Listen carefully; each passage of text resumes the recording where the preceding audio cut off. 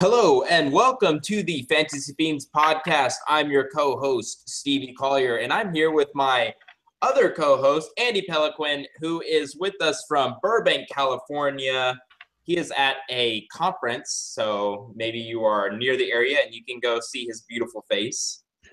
Yeah, it's the Indie Scribe Conference in the Burbank Marriott. It's been so much fun today.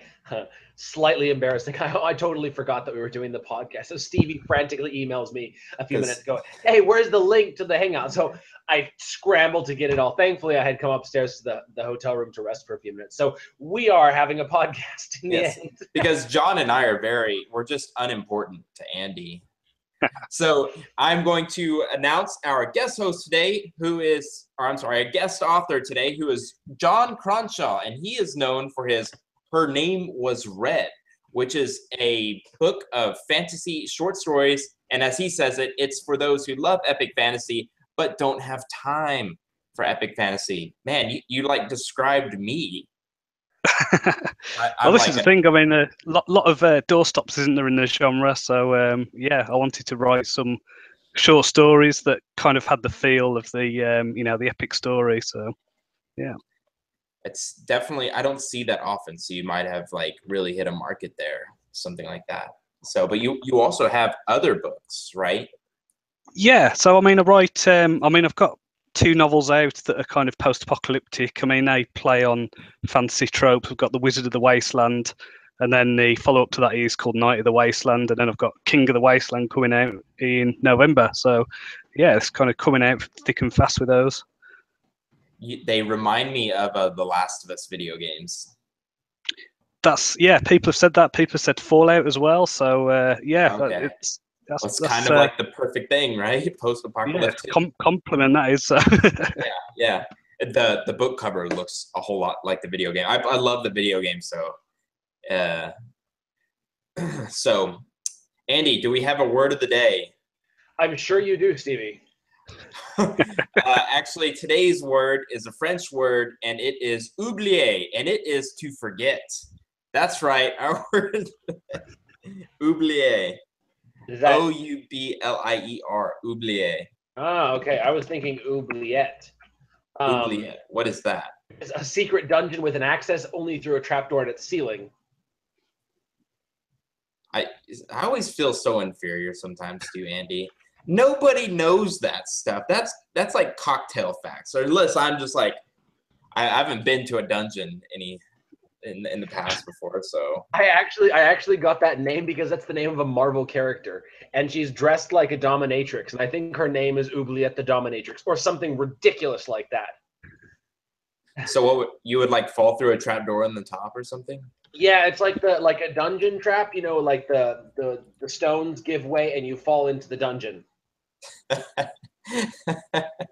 It's like cartoons. The sort of trap that Joshua Robertson, our ranger friend from the other week, would have totally failed to spot. Yeah, and gotten us all killed. That's right. There's one in Labyrinth, actually. With David Bowie, the Labyrinth film. There's one in that, quite a famous scene. Yeah. It's I can't believe he's dead. Not to make this podcast any darker, but.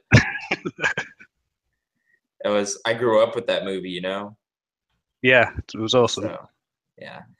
So, John, why don't you tell our viewers and listeners a little bit about yourself? Well, I'm a British author. I used to be a journalist, so I used to work in newspapers, and now because of situations with being a bit of a stay-at-home dad, I went freelance, and then, just kind of got into writing fiction. I've been writing fiction about 10 years now, just kind of a few full starts, and in the past year I've written 3 novels. So it's been pretty busy with the writing. There is a common thing with authors that I've seen in that there's a gap somewhere. And my gap was I wrote a book and then it took me 2 years to finally publish it. So, and my business advice to anybody is have the thing edited, beta read, edited, then have some advanced readers, and then publish the damn thing already. Mm-hmm. So it's just, I don't know if you're I don't know if you can relate, but I get attached to things. I I spent 2 years working on a science fiction novel that was basically my attempt at trying to write Game of Thrones in space, and it's abandoned now. But there were like 13 point of view characters, and it was just completely unwieldy. And I'm a new writer, and the skill set that I have wasn't good enough for that project, and it stuck with me for 2 years. And then I just kind of had to draw a line, and then kind of strip it back and start again, really. So. How many words did you get into it? Oh god, it was like 180,000 on this damn thing. Wow, that is. And you just totally scrapped it? Yeah, I went back to it a few months ago just to see if it was salvageable, and it's just an absolute mess. It takes about 30,000 words before you get the inciting incident. So, yeah, a lot of meandering, let's say. Yeah, and that inciting incident is like super important. So, man, you don't think you could write one in? I'd have to start again. It's a mess. Yeah. 13 point of view characters as well. That should be a giveaway. So, yeah, not good. I got you, man. Well, I think I had a 60,000 word novel that I scrapped as well. Once, Andy, you don't know this, but once I included a vampire into it, and I've written about this vampire for like 20,000 words, I'm like, what am I doing? Why is there a vampire in my story? I quit. No vampires. It's not that vampires are bad, but like my character was already super powerful, like OP to the max. Like anyone could get in his way, and he just like there's no story if you give somebody too much power. And then he becomes a vampire, so you can't kill the freaking guy, and he can go out in the light. It was just a mess. It was a huge waste of time. And this has been our weekly tangent with Stevie Collier. Yeah. Oh, we're not done yet. I have a few more. Don't worry. So in the interest of Stevie not continuing talking, why don't we move on to the topic for the week? I think that's a good idea. I also want to quickly add that I believe Jon is the smartest person we've had on air. Just kidding. But he has a PhD in history. Ooh. Those things are freaking hard, man. PhDs, come on. Yeah, I mean, to be honest, it's more about it's not being smart. It's about just not being able to do anything else in terms of just being obsessed with stuff. So, yeah, I spent 3 years in these archives just researching this thing, and I got a scholarship for it, so I was getting paid to do that. So, yeah, why not?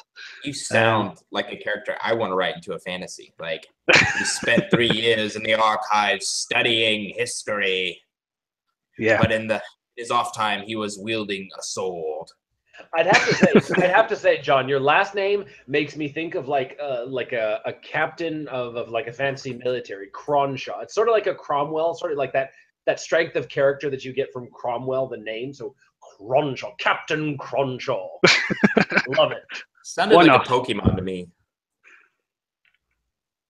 Yeah. I'm going to take it the other way. And I'm sorry, I've already been listening to you for like, 11 minutes now, and I've already tried my British voice. Is that what that was? Yeah, that's what that was. Ask Andy. Right. Right. Anytime we do readings, I don't do any voices. It's either hillbilly or just me, which is like half hillbilly. This week, I'm not going to try to do like my British or Scottish accents just so Jon doesn't call me out on how bad they are. No, I don't think that's fair. I think you should try it. I tried it, and he dissed me. You need to get dissed, man. Okay, on to today's topic. Handsome Andy. I think he froze. Sorry about that. My internet connection is a little bit wonky. Oh, okay, yeah, you are in a Marriott, so. Exactly.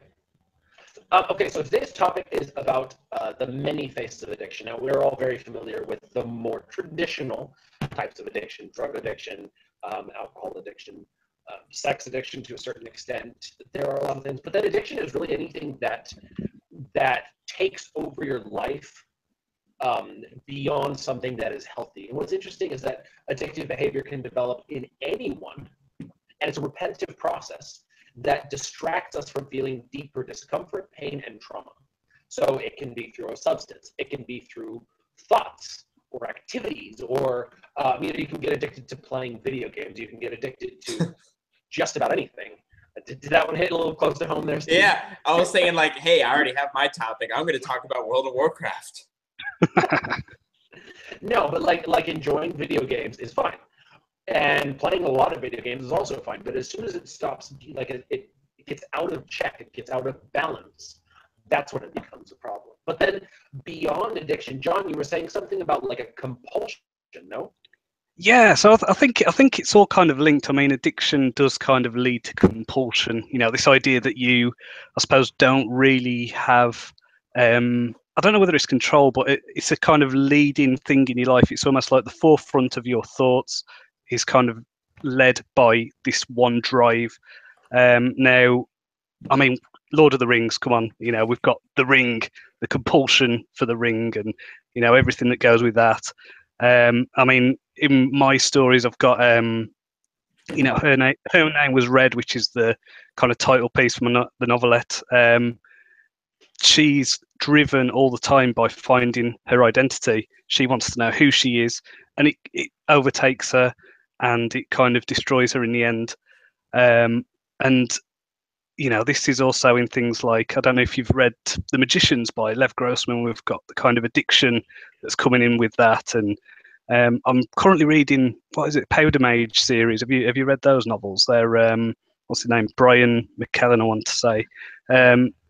Well, the magic it's got a really cool magic system which involves the use of gunpowder, but the people who are these powder mages kind of get addicted to the magic, and so the more they use this kind of powder stuff, it basically has a similar kind of effect to, I suppose, a cocaine kind of stimulant. And it can do things like control bullets and get in these weird trances where they can slow down their perception of time and things. But yeah, it's all kind of driving this addiction, and yeah, it's really good for stories in terms of just having a, you know, you've got your main conflict going on within a story, and then say that person, like in my Wasteland series, a post-apocalyptic series, my main character in that is a former drug addict, and the addiction's always there in the background, that kind of pull, and that kind of it's all, you know, it's always kind of talking to him, if that makes sense. That's interesting. What's cool about this is that addiction and compulsion are actually two similar but surprisingly different things. Like as I said before, or as I read before, addiction is often something that is used to escape something, or to, you know, to avoid having to confront these things, whereas compulsion is a psychological condition where you do something compulsively. It's like this overwhelming feeling that you have to do so. And it's usually an attempt to make obsessions go away. You know, you feel this psychological urge to do something, and it's not necessarily, it doesn't lead to rewards. You know, it says like people who they'll bite their nails until it bleeds. That is an obsession. People who, you know, a compulsion. They twist the door handle a certain number of times. They're compelled to do something to suppress some sort of anxiety, or to stop the anxiety. And it has nothing to do with the act itself.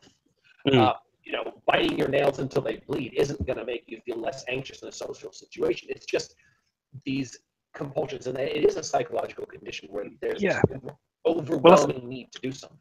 I think they're all kind of, I suppose, defense mechanisms in some way. You know, the defense from trauma, or, you know, the defense from anxiety, or that kind of thing. I mean, I was watching, I think it was a TED talk a few months ago that was about addiction, and they were saying that they've basically done these experiments on rats, and they put some rats in a cage alone with a water bottle and a second water bottle that was laced with heroin. And the rats who were alone overdosed and died.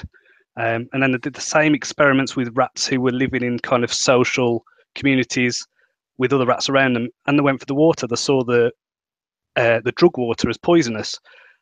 So it was like seeing that addiction is a kind of replacement for a lack of social bonds. And so this has kind of informed things, I think, like in Portugal, their kind of drugs policy and things like that. I think, you know, they have a very liberal drugs policy in Portugal. They've legalised drugs, decriminalised it, and they fund work programs and kind of improve the social and community bonds of people with addictions, and it's had massive effects on people. It's like really turned things around, and their drug rates have dropped by 10% in the last year, and all this stuff. And there's just a lot of it is to do with that kind of bond, which I don't think really gets talked about enough with addiction. Yeah, it's interesting. I actually read that same study and wrote an article based on that specific study about the mice and the heroin water. Fantastic. Yeah, and that is a really interesting point, that a lot of these things, it's anxiety, and anxiety is particularly strong in people who don't have these social connections. Of course, anxiety can hit anybody. You know, the most sort of outgoing person with a massive circle of genuine friends can still be hit with anxiety. But it's interesting that you bring up the sort of the isolation that can lead to the anxiety, which in turn leads to this compulsive or addictive behavior. Yeah, and just the kind of dealing with past traumas as well and things like that. You know, you have the idea of people using the drugs to escape from these past traumas, but yeah, the kind of compulsive behaviors as well, that, you know, it's the life control kind of stuff. I think that's really interesting. Yeah, for sure. I don't know a whole lot about drugs. So what you're saying is we should, in the US, legalize crack cocaine, heroin. I think it could help. That'd be interesting. I wonder if we would behave like the rats and all right, no comment. I don't do heroin. Yeah, well, I mean, the Portuguese government spent the same amount of money that they spent on, policing it and on jails, on recovery programs, and getting employers to employ people with addictions, and the rates of criminality and addiction dramatically reduced, and the levels of HIV and AIDS dramatically reduced. So. Yeah, I think I thought I read somewhere that they were approaching that same problem in the UK as well, like decriminalizing it and sort of changing the way that they approach treating people with addictions. You know, that instead of it being like a criminal offense, they would encourage getting the sort of psychological help that would enable them to overcome it, instead of saying, well, you know, you're a drug addict, you're shooting up heroin, so you're doing something illegal and going to jail. Like sort of changing the way they approach this sort of problem. And the truth is that addiction is far more common than you would expect. Yeah, and especially when it comes to things that aren't, illegal drugs. I mean, I think in the UK we've got quite a problem with alcoholism, and gambling is really bad at the moment in this country. Things like pornography as well. Young people and 15-year-olds look kind of addicted to porn and looking at it in schools and things. And yeah, there's just a lot of addiction issues that are going on that aren't just the criminal ones. Yeah, just some quick statistics. According to the American Addiction Centers, there are 21.5 million American adults older than 12 that battled a substance use disorder in 2014, with Wow. 7 million of them battling a drug use disorder. Okay, so substance was alcohol as well. Yes, alcohol is considered a substance. Hey, Indy, your mic's a little scratchy. Oh, sorry about that. Yeah, I put it in chat. I didn't mean to interrupt. I'm sorry. That's cool. Yeah, I'm not. I have a police officer friend, and he lives in California, and he took me past this bridge, and it's where the cops just don't even worry about it anymore. And I went to private school for a long time. I went to 1 year in public school. I never saw a whole lot of crazy stuff, but once he took me past that bridge, I was terrified. Like I did not have to see another video on like anti-drug stuff ever again. Like it was just it was like bodies on bodies. It was just insane. And that's not the community we're talking about though.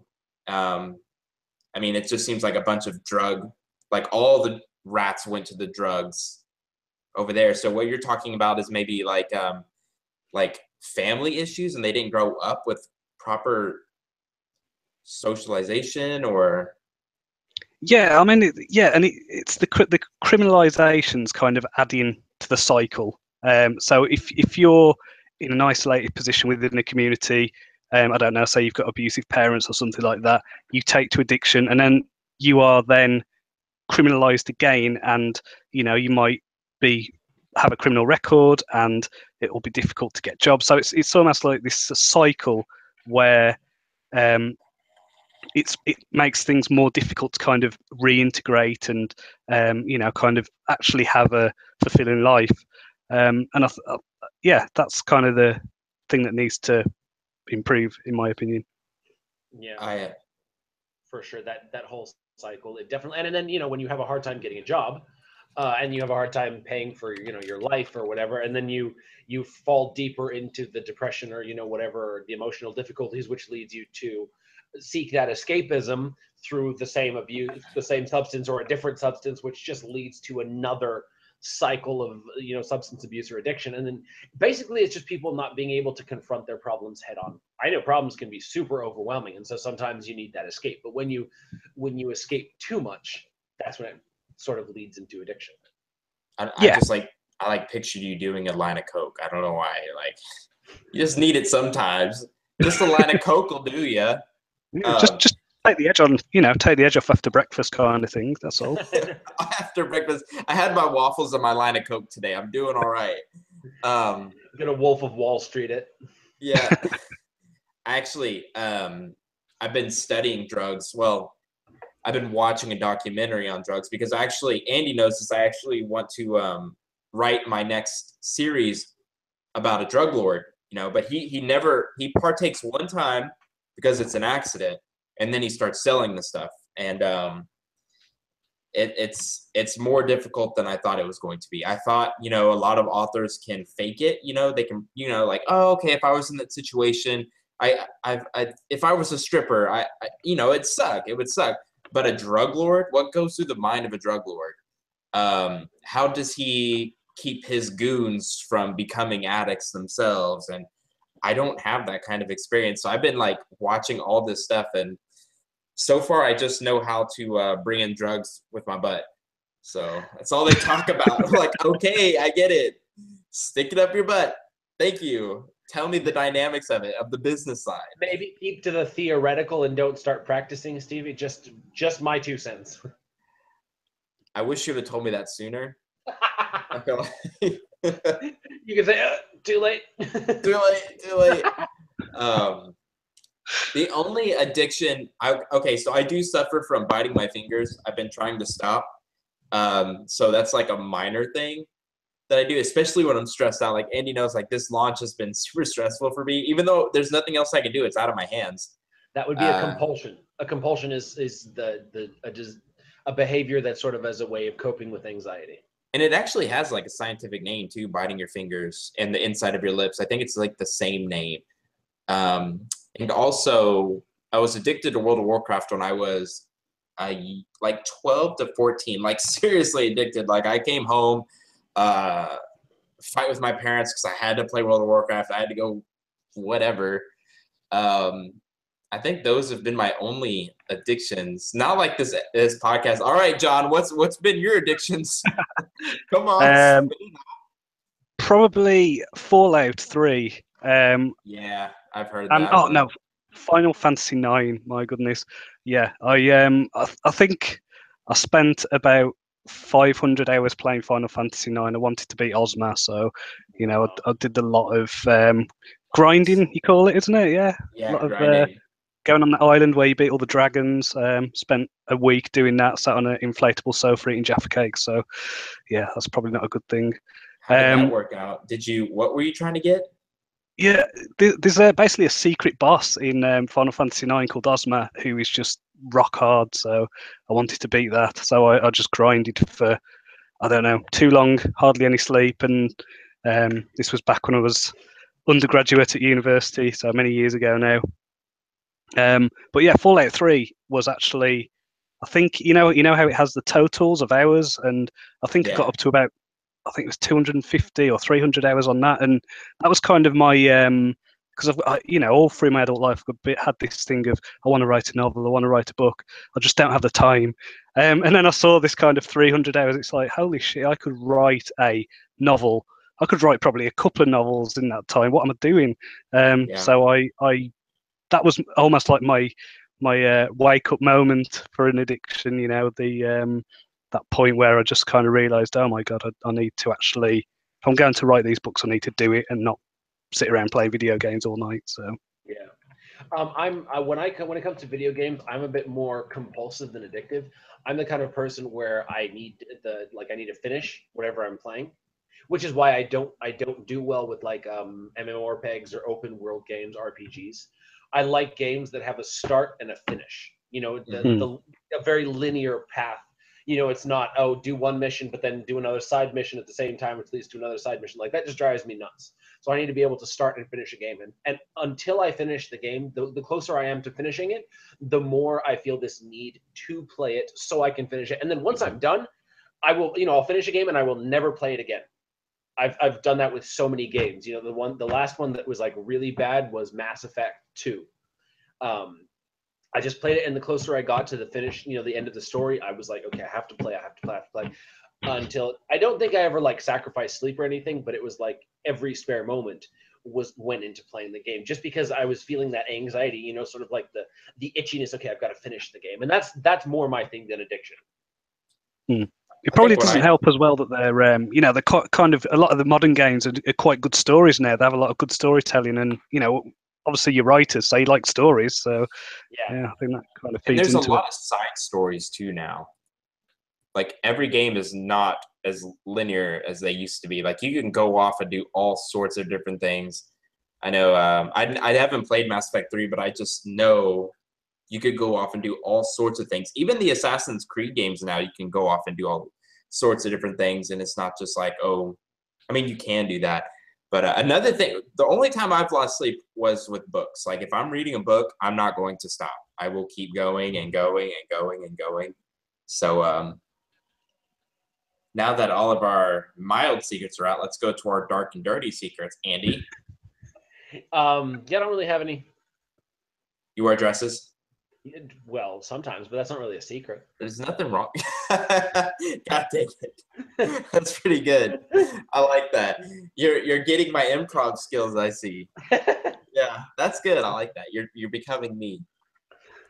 You're my mentor as an author, and I'm your mentor with comedy. No. Okay. So addiction. I actually want to know how we can write addiction into our fantasy. So, magic as an addictive thing. I think that's where you start. The compulsion. If magic is addictive, I think that's interesting. I've got a story in my collection actually called "No Rehab for Wizards," which is about a guy who basically ends up killing his mother because he's so addicted to controlling animals with his magic. So it's that's dark, man. Oh yeah. The title is so funny, and then he just kills his mom. I think the story is funny. It's the tone's funny as well. It's I don't know if you've ever read any Alan Bennett stuff. It's kind of based on his stories, which are all about his relationship with his mother. But obviously, I'm going at it with the magic and the addiction, and then the ritual sacrifice. So, and a little twist at the end. So. I know I've read books where magic is the source of the addiction. I actually wrote a book. My book, I was scanning my brain, what theme of addiction is in there. And it's pretty mild, but the antagonist is addicted to power. And he gets this power and it's taken away from him. And that is what created the addiction. He needs to have it back. There's that void in him that he's just like worthless without it. I mean, he's just like a scrawny guy without it. But it's one of the smaller themes in the story, but it is what makes him the antagonist. I don't know if you guys read Take Your Pants Off by Sarah something, but it's how to plot your book. John, I'm a discovery writer, so I'm trying to learn how to plot. So I read a lot of like plotting books. And this one actually talks about how addiction can make a character stronger because it is a flaw and it creates sympathy with the reader. I mean, you can go too far with it, but you can use addiction as a flaw to create sympathy with the reader and have a goal for this character to to beat in the very end. And the drug lord book I want to write, I think he would be addicted to power or gaining power he once had, if that makes sense. So, or the lifestyle that he's had, maybe he comes from a poor background, and so he's addicted to the luxury. Actually,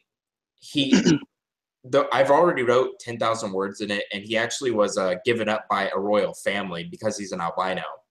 And he wants that luxury back, and he feels like having these nice things is the only way he can be accepted. And I kind of liked it. I already did the orphan thing, so I feel like if I do another orphan story, I'm gonna be like killed by my readers. Like, oh, great, another author or orphan to hero story, or another drug pusher named Mr. White. Dang it, Andy, so rough with me, so rough. John, you see what I deal with, man? He's right. It's on the subconscious level, the albino drug lord. Yeah. The only you know what? Now I'm going to make it my ultimate goal to just like totally avert it from Breaking Bad. Thanks a lot, guys.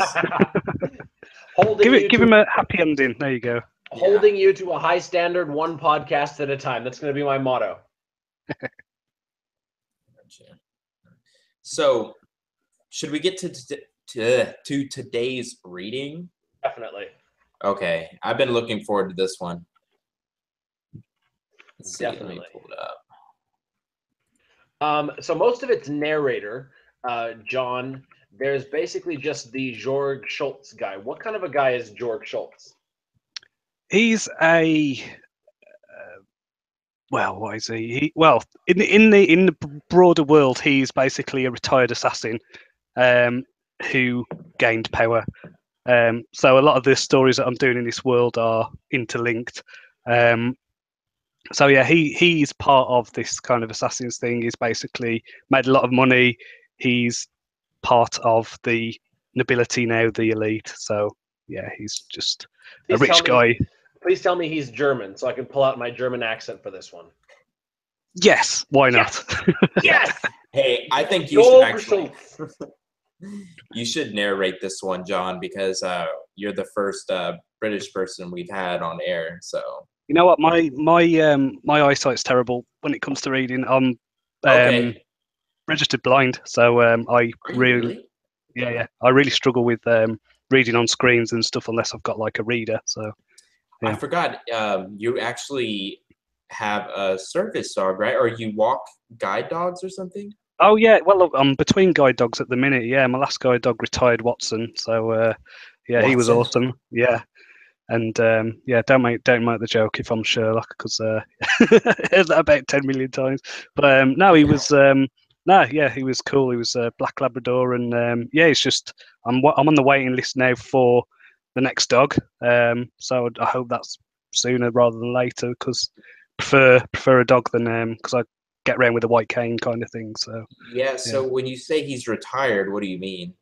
Well, when they hit about 9 or 10, they kind of check out when it comes to work, and he actually walked himself into a lamppost, which is never a good when it's a guide dog. So so that's funny. He's gone to live on a farm or something. I don't know. Maybe he's just been turned to glue. I don't know what to do. You don't keep him? No.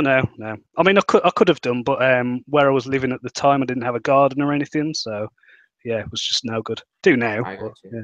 All right. Well, Stevie, then you're the narrator, so I can do my German accent. Okay, let me pull this back up then.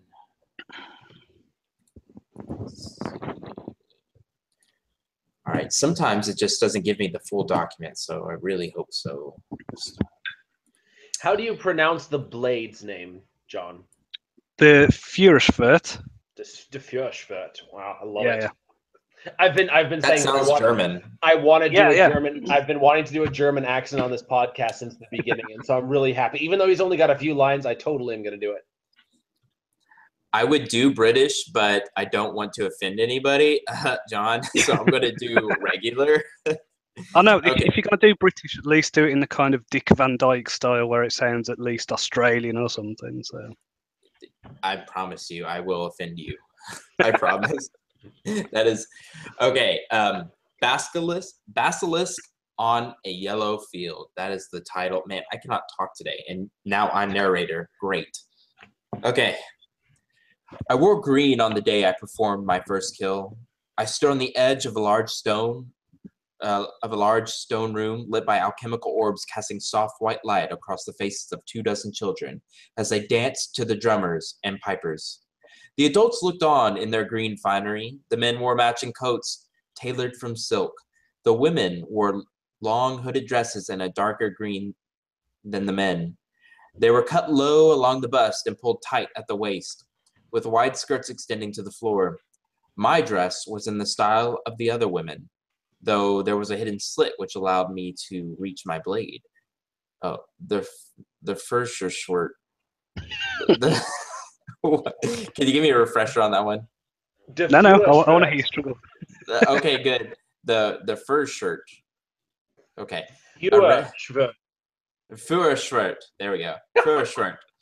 A red-faced dancer stared at me as she swayed from left to right, turning and twisting her hands in time with the music. I smiled, but my smile was not returned. There was fear in those eyes. The Führerschwert was cold against my skin. Though secured to my waist, I feared the raven glass might cut into my flesh, bringing out its dormant power. The scent of roasted pork hung in the air as I examined the revelers' faces. I took care to note the features of each person in an effort to remember. There was a woman whose face sparked a memory when I saw her from the side, but when she turned to me with an unsure smile, it was clear we shared no recognition. Just one smile, just one nod of recognition was all I craved. Someone to tell me who I am, to tell me my name. I moved left along the wall as the beat continued. Though the festivities were held in honor of George Schultz's 50th year, the Viscount had retired to his chamber during the final course of the feast. I stepped around a stone bust of my target, staring expressionless from a marble plinth, and skirted past a colorful tapestry that was 15 feet across. It showed a knight bearing the austrate sigil of a black basilisk on a yellow field, thrusting a lance into the belly of a green-scaled wyvern. Reaching the end of the great hall, I slipped through a half-open door.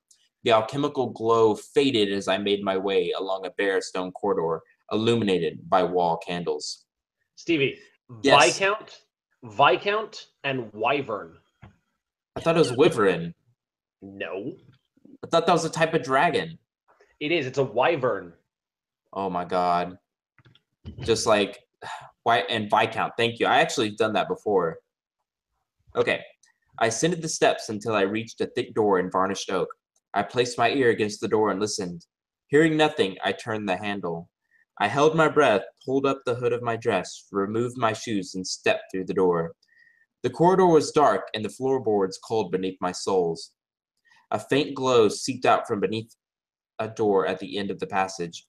I reached into my dress, removed the Führerschwert, and felt a trembling as I held it in my hands. Its raven glass blade was a deep black, a much deeper black than the darkness of the passage. I unhooked the skirt from my dress and freed myself from the corset, dropping them in a heap next to me. I stepped towards the door and teased its handle. My heart thundered in my chest as I pushed the door open. A fire burned in a hearth at the far right of the room. Above it, a portrait of a long-dead Viscount looked on with a dark, vacant gaze. Thick green drapes hung in front of the windows overlooking the bronze sea. I heard a shuffle to my right. It was George Schultz. Our eyes met. What is the meaning of this? He asked. I said nothing and pricked the index finger of my left hand with the Führerschwert. The Viscount's eyes widened at the blade, turned from deep black to a glowing red as it consumed the blood. Raven glass, he whispered, his eyes burning. I jumped back on my toes as he tipped his chair towards me. Jorg unsheathed the blade, longer and thicker than my own. With a fluid motion, he rolled up his sleeves, then sliced the blade across his left forearm. His blade, too, glowed red. A wolfish grin rose beneath his thick blonde mustache. Nobody had warned me about this. My hands were slick with sweat. I danced on my tiptoes, feinted left, then right, trying to draw him into dropping his guard, to making a mistake. Who sent you? He growled. I shook my head. I was not going to answer him. How could I answer him? He swung his blade in a broad vertical arc. I hopped to the right and stabbed forward with a twist of my wrist. He jerked his shoulder to the side. We both straightened up, regaining our stance. We circled each other, his blue eyes locked with my own. I dived forward, struck the back of his leg. He let out an agonized scream as the blade hissed, its magic tearing through his flesh, burning him from within. He swung, and I moved to parry, but instead of the expected ricochet, his blade went through my own, like two jets of water crossing each other's paths. His blade nicked my arm, and I felt its fiery heat swell inside me. Neither of us were bleeding from our wounds, but I sensed Jorg's pain as it spread through his body. He fell backwards, looked at me in terror. What do you want? He managed, his words weak, his breath shallow. I stood over him. His blade returned to black as it dropped from his convulsing hand. I pulled my hood down and pushed my blade into his chest. It's you. He gasped. What? I pulled the fur shirt from his chest. Is this me too? Yeah. Wait, I said. Who am I? I leaned down and shook him. Please, I pleaded. Tell me who I am. But he was already dead. I love the descriptions. Yeah, very cool. Yes, you're very good with setting. Cool.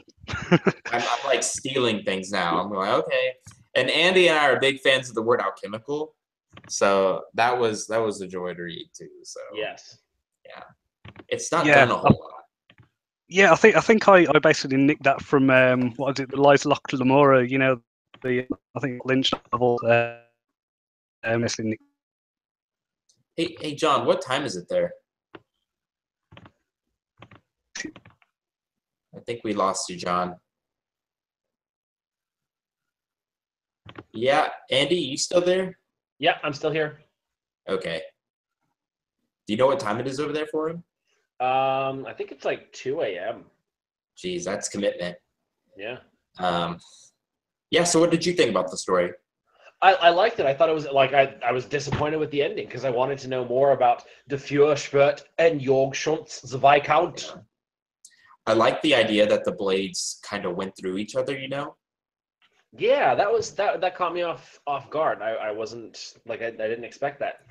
I like and it wasn't info dumping either, you know? I like how it would have been difficult for me to describe that, but how he said like the two waters going across each other, I instantly had a very good idea of what he was talking about. So that's cool. Yeah, do you ever find yourself reading stuff and like stealing from it? Like, you know, not like I'm gonna copy and paste this, but I like this idea. I want to use something similar. Definitely. I actually find myself reading the way that authors will express, you know, the emotions or the feelings, and then try to say, you know, compare it to how I do it, and then see if there's a way that I can do it similar to the way they do it, but then better and in my style. Yeah, I got you. I also read an article that a lot of newer authors, you know, like myself, will actually mimic other styles. And I found myself doing that with Harry Potter, Stephen King, and a little bit of Clive Barker. I mean, am I as good as them? No, but I can actually read parts where I kind of mimic them a tiny bit, especially with dialogue. So maybe a little bit of a setting. John, are you back with us? I see he's trying to. You know who I try to mimic a lot is Brandon Sanderson. Yes, I have the Stormlight Archive novels on my computer, and so when I'm not sure if I'm structuring the sentence properly or whatever, I'll actually open it up and just read a few paragraphs or a few pages to sort of get a feel for how he does it, and then like do it like that. Obviously not the same eloquence as he does, but just sort of the general flow of the sentences and stuff. I'm actually listening to the first one now, and it honestly, it doesn't inspire me. It actually makes me want to stop writing, because I'm just like, why even write when this guy is alive? I know. Same thing for Scott Lynch. Like I tried to do the Lies of Loch Lamora sort of as the touchstone, like I did with Brandon Sanderson, and I could not continue writing the story. I was just drawn into the scene, and I was like, holy crap! This guy's description and his just the richness of the way he delves into the world, and it's just a scene underground, but it's just everything. I was like, nope, I am done writing. Yeah, right. It's just it hurts, but you have to read it. You have to read popular books in your genre. Yeah, absolutely. You're just gonna have to suck it up and know that it takes years to become like these guys. And but I will say I'm late to the game with Brandon Sanderson, but I am blown away. Like, it's too bad that if indie authors want to make money, they have to publish fast. It would be great to spend as much time as Brandon did on his stories, you know? Yeah. I mean, it's just impossible for us now if we want to make a living at it. And that's just a sad truth. You have to write faster and release often. Yeah, it's definitely, the dynamic has changed. Yeah. There you are, John. Hello. We talked so much crap about you, dude. That's all right. Yeah. I didn't hear. So before we get off, this is just me. I really like history. I don't know a whole lot about it, but it does fascinate me. So I was hoping you could talk a little bit more about your PhD, just a little bit. Okay. What was it? I looked at a sculptor called Jacob Epstein, who was a Anglo-American sculptor who was what was it? He was 18. God, I'm tired. What was it? Yeah, basically early 20th century. He was working. He worked in, what was it? 1889 to 1960, something like that. Yeah, nowadays, 1890 to 1959. There we go. He did a lot of stuff to kind of bring modern art to Europe. He was kind of there where he was kind of working in Paris when Picasso was just kind of emerging. He's the guy who did Oscar Wilde's Grave, and he was doing a lot of like innovative stuff right before the First World War. And then he just kind of turned really conservative with his work and just ended up doing like portraits of royal family and people like that, Winston Churchill, that kind of thing. But then he did some weird, massive kind of biblical sculptures. He did one called Adam that was basically an 8-foot kind of bear-looking thing with a 14-inch penis. And like, yeah, he did these massive carvings that he couldn't sell when he was alive, and they ended up in like freak shows in Blackpool, which it's basically a bit, I suppose, like Coney Island in America, that kind of like just a fairground thing.